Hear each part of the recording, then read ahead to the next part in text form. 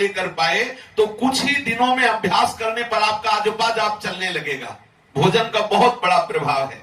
2 दिन आप पवित्र अन्न बनाकर ठाकुर को भोग लगा के पाए, 4 दिन समोसा की चटनी पाके देखे कैसा लगता है, खुद आपको अनुभव में आएगा। जब आपका अंतःकरण पवित्र तो आपको लगता है अरे कुछ नहीं होता, आप क्या जानो होता है नहीं। जिस पद्धति से कहे वैसे रहो, फिर पाके बताओ, तब आपको पता चलेगा कैसा प्रभाव है दूषित अन्न का।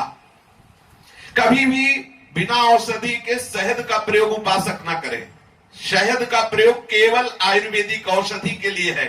आप औषधि ले रहे हो तो शहद अनुपात से ले सकते हो, क्योंकि शहद मक्खियों का संग्रह किया हुआ आहार उनसे छीना जाता है।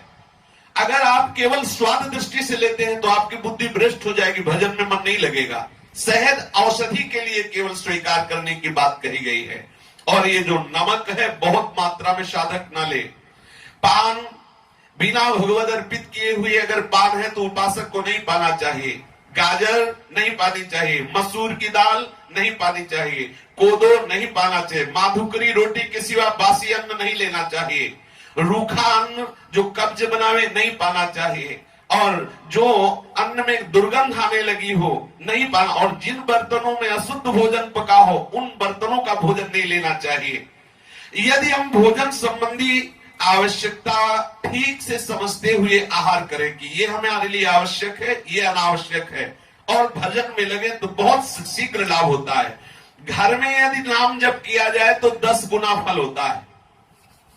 घर में जो आप नाम जप कर रहे हो वहां गाय बंधी है, तो आप समझो कि ऐसे जप करने से उस गाय के जगह में जप करने से 10 गुना लाभ होगा। और यदि आप जंगल में चले गए, पीपल के नीचे बैठ के जप कर रहे हैं तो आप वहां से 100 गुना ज्यादा लाभ प्राप्त करेंगे। और यदि आप वहां से कहीं तीर्थ चले गए फिर जप कर रहे हैं तो आपको 1000 गुना, एक माला के जपने पर 1000 माला का लाभ प्राप्त होगा।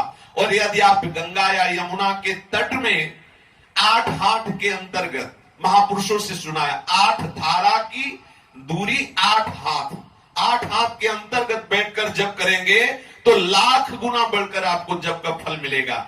और यदि आप कहीं पुरियों में, जो भगवत लीला की पुरी है, मथुरापुरी, अयोध्यापुरी, काशीपुरी, कांचीपुरी, द्वारिकापुरी, इनमें जप करेंगे तो आपको करोड़ गुना फल मिलेगा। और यदि धाम में जप करेंगे तो अरब गुना फल मिलेगा। और यदि गुरुदेव के चरणों के समीप बैठ करके जप करेंगे तो अनंत गुना फल मिलेगा। गुरुदेव के चरणों के समीप, देख लो, गुरुदेव के चरणों के समीप बैठ करके अनंत गुना सबसे श्रेष्ठ है। यदि आप धामवासी है तो गर्व करो कि हमें प्यारी जी ने स्वीकार कर लिया। कितना धाम का कितना, यहाँ एक माला बाहर जब हो तो अनंत गुना लाभ हो, और कहीं धाम में सदगुरुदेव के चरणों में बैठ के जब करने को मिला तो फिर वहां वर्णन नहीं कि उसको भगवत प्राप्ति की कोई चिंता। जिसके सदगुरुदेव समर्थ विराजमान है, दिए हुए महाप्रेमामृत स्वरूप मंत्र का जाप गुरुदेव के चरणों के आश्रित होकर त्रिभुवन उसके अधीन है, त्रिभुवन उसके अधीन है। जिस स्थान पर कोई भय न लगता हो, किसी के द्वारा आपको सताने का भय न हो, सांप है, बिच्छू है, बाघ है, या किसी भी तरह से जीव का, बंदर आदि का भय न हो, वही बैठ करके जप का अनुष्ठान करना चाहिए। जप करना, मान लो आप बैठे हो, बार बार लग रहा बंदर न छीन ले जाए माला या परेशान, वहां मत बैठो, सुरक्षित जगह में बैठो जहां आप अपने मन को एकाग्र कर सकते हो। इस तरह से जो उपासक सदैव अजपा जाप में संलग्न होना चाहता है उसे कभी सैया पर शयन नहीं करना चाहिए, भूमि शयन करना चाहिए। स्पष्ट वर्णन है। जो अजपा जाप करना चाहता है उसे भूमि शयन करना चाहिए, भूमि में आसन लगाकर शयन करना चाहिए। दूसरी बात, गृहस्थ हो तो केवल संतानोत्पत्ति के लिए भगवत इच्छा, भगवत आज्ञा का पालन करने के लिए ब्रह्मचर्य खंडित करे, और विरक्त हो तो पूर्ण ब्रह्मचर्य रहे। तीसरी बात, अजपा जाप चलाने वाले साधक को मौन का आश्रय लेना चाहिए, विचार मौन। आवश्यक है तो बोले, नहीं तो चुप। जरूरी नहीं कि हम उसको उत्तर दें, नाराज हो तो बना रहे। चौथी बात, गुरु आज्ञा के अधीन जीवन होना चाहिए। गुरु सेवा और गुरु आज्ञा की अधीनता जप सिद्धि में बहुत आवश्यक है। यदि गुरु की अवहेलना, मंत्रदाता की अवहेलना कर दे तो चाहे सर के बल खड़ा होकर मंत्र जप करे, कभी सिद्ध नहीं हो सकता। गुरु अवहेलना कर दे, गुरु की अवज्ञा कर दे और फिर सोचे कि हम तप कर लेंगे तो मंत्र अधिष्ठात्र देवता ही तुम्हें बाधित कर देगा। जैसे गुरु की अवहेलना की काकभूषुंड जी ने, और मंत्र जप कर रहे हैं शिवालय में भगवान शिव का, तो शिव जी ने श्राप दे दिया, जा अजगर योनि को प्राप्त हो जा। इसलिए मंत्रदाता गुरुदेव की सेवा और अधीनता और ब्रह्मचर्य रहने वाले उपासक को त्रिकाल स्नान का नियम लेना चाहिए, 3 बार स्नान करना चाहिए। भूल से भी कोई पाप कर्म ना बनने पावे। नित्य गुरुदेव को अपनी दिनचर्या समझ, मतलब उनके सामने पेश करना चाहिए कि आपने जो हमें आज्ञा की, हमारा चल रहा है कार्य। गुरु की दृष्टि में आपकी दिनचर्या होनी चाहिए। और आप स्तुति एवं कीर्तन अजपा जाप बढ़ाने के लिए करते रहे।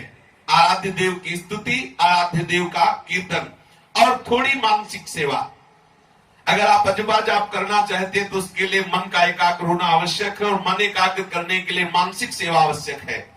यदि आपको चिदानंद में प्रभु का भाव नहीं आ रहा है तो जो सिंहासन में विराजमान प्रभु हैं वो चिदानंद ही हैं, उनका भाव करके उनकी मानसिक सेवा प्रारंभ करें, जिससे मन आपका पवित्र होगा तो मानसिक जाप में आपको बहुत सहयोग मिलेगा। गुरु में दृढ़ विश्वास कि जो गुरु जी ने मंत्र दिया है, जो जप दिया है, निश्चित इससे हमारा परम कल्याण हो जाएगा।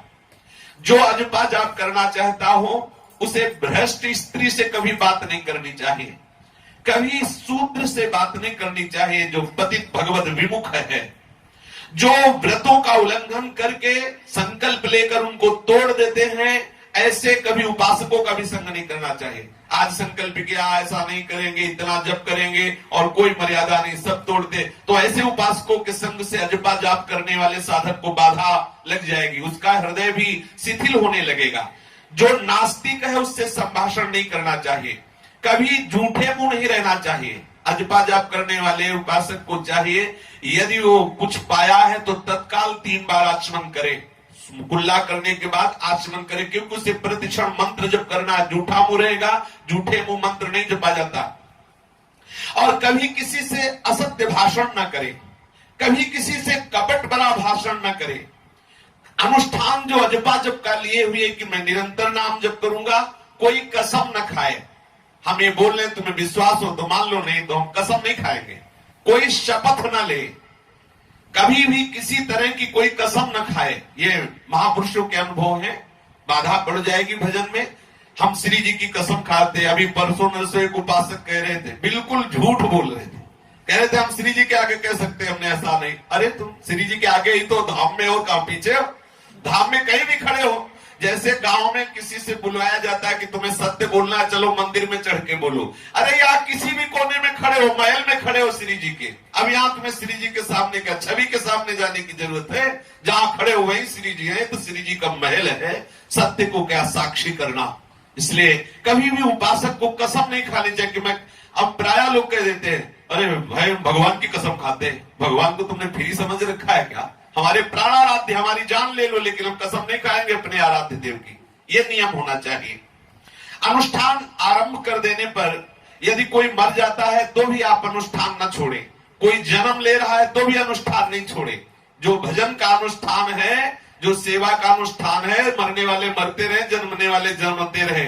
ऐसा नहीं है कि वो मर गए तो हमारा भजन बंद, बोले आज से भजन बंद, तो सबसे ज्यादा तो घातक हो गया ये मरना कि हमारा भजन छूट गया। जन्मने मरने के सोच में भजन नहीं छोड़ना। जो आपकी ठाकुर सेवा भजन चल रही वो चलने दो। अपना आसन, अपना वस्त्र, अपनी शैया किसी को छूने ना दो। वैसे चाहिए एकांतिक वास होना चाहिए। तो भाई जी श्री हनुमान प्रसाद पोद्दार जी ने भी कहा यदि उपासक का अकेला कमरा हो, उस कमरे में कोई प्रवेश न करे, उसकी सैया पे कोई न बैठे, उसके आसन पे कोई न बैठे, तो उसको बहुत जल्दी जो उसके भजन के परमाणु हैं अनुभव में आने लगेंगे और उसका भजन बढ़ने लगेगा। अपने पात्रों में पाए, अपनी शैया में शयन करे, अपने हाथ से अपने वस्त्र धोए, अपने कमरे का जो मार्जन आदि है वो अपने हाथ से करे, फिर ताला लगाए। बाहर जाए तो ताला लगा के जाए, कोई उसके कमरे में प्रवेश ना करे। अगर भगवत कृपा से आपको ऐसा वास मिला हो तो आप थोड़ी सावधानी रखिए। आप किसी के कमरे में मत जाइए, किसी को अपने कमरे में मत बुलाइए। साधना परायण रहो। जितनी साधना करोगे तो आपके परमाणु आपको सहयोग करेंगे।